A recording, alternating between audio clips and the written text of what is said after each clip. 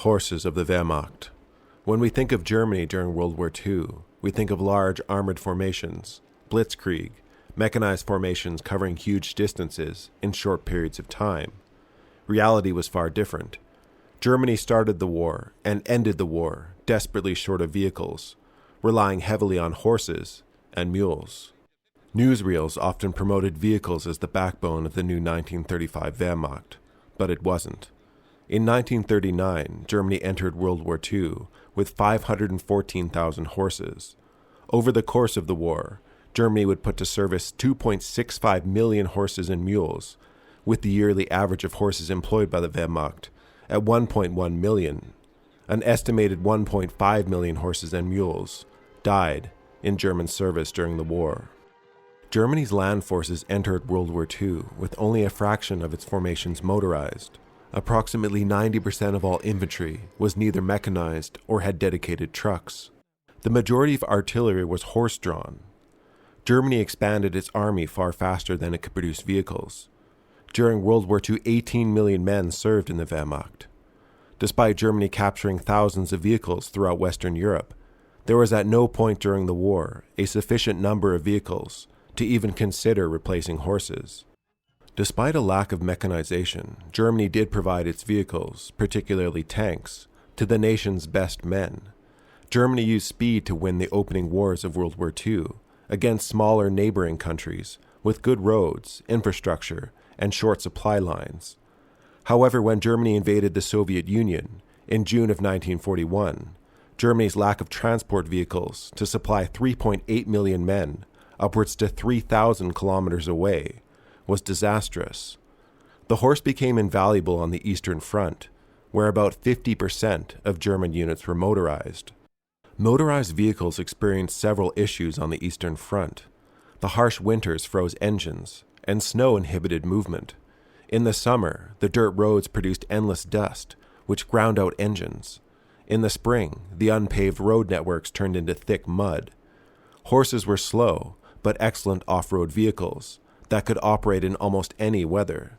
They can further be turned to any cause. Thousands of Soviet horses were enlisted into the Wehrmacht as the German army pushed east.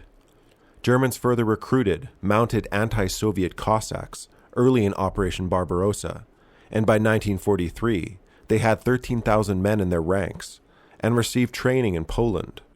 Though horses were valuable in the east, the German army could not always protect them. The Germans lost 179,000 horses in December of 41 and January of 42. Though horses are reliable animals in the winter, their feeding requires logistical considerations if they're unable to graze on frozen land. This was the case at Stalingrad in the winter of 42-43. Too much reliance on horsepower was given to supplying the Sixth Army. The army was seemingly caught off guard with no provisions to feed or graze their horses, and thousands had to be sent to the rear.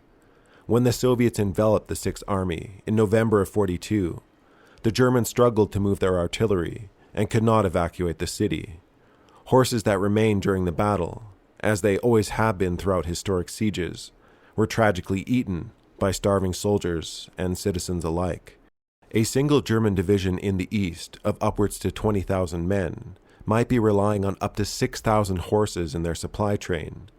Even Luftwaffe field divisions, which on paper were to be fully equipped with trucks and half-tracks, were consistently relying on horses and mules. Horses didn't just move supplies and guns. Many German infantry divisions possessed a reconnaissance battalion of 216 cavalrymen, though these numbers were reduced by the end of the war. 6 dedicated German cavalry divisions existed during the war, all of which served on the Eastern Front. During the invasion of Poland at the Battle of Krasnobrod, German and Polish cavalry fought one of the last major cavalry versus cavalry clashes in history. At no point in the war did Germany not utilize the horse.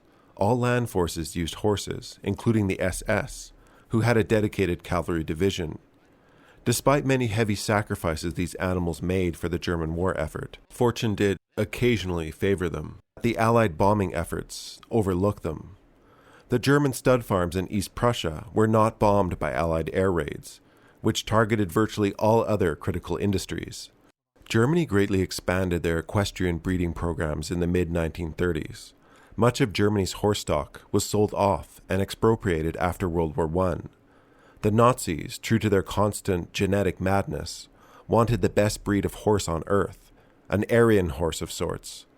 They created a special breeding program, acquiring Lipizzaner breeding mares from the Spanish riding school in Vienna. These mares were transferred to an experimental farm in Nazi-occupied Czechoslovakia. In the final phase of World War II, the farm at Hostau was in the path of the Soviet Red Army, but the American Third Army was also advancing towards the farm, commanded by General George Patton. The German veterinarians at the farm were afraid if the Russians got there first, the horses might be killed, either to terminate the breeding program or to be used as meat. There had been reports of Soviet soldiers killing sport horses that may not be suitable for hauling cargo. The two most senior officers present at the farm, Lieutenant Colonel Hubert Rudowski and Luftwaffe Lieutenant Colonel Walter Halters, agreed contact with the Americans must be attempted to save the horses. Contact was made with the nearest U.S. unit in the area, the 42nd Cavalry Reconnaissance Squadron, a unit with men who had served with mounted units before mechanization. A plan was formed to rescue the horses. The plan was complex and would come to involve one of only two instances of German units fighting alongside American. General Patton, also a horse lover, was agreeable to the operation. Patton was a former equestrian Olympic athlete, having competed in the 1912 Olympic pentathlon. Further making the operation all the more remarkable was that Russian anti-communist Cossacks aided in the rescue. The composite force was attacked twice by the Waffen-SS during the event, but beat them back. The horses were rescued, and the story remains a sensational event of the entire war, inspiring the Disney adventure war film Miracle of the White Stallions, loosely based on the Operation Cowboy. 150 of the horses were shipped to America after the war. The death of so many horses in war is important to remember. Their innocence underscores the evilness of war. In 1941 and 42, while horses were dying on the Eastern Front in the hundreds of thousands, a Luftwaffe therapeutic riding program was helping rehabilitate injured pilots. The horse has for thousands of years been an animal to aid humans in health and work. This fact must be understood to appreciate the gravity of their slaughter in war.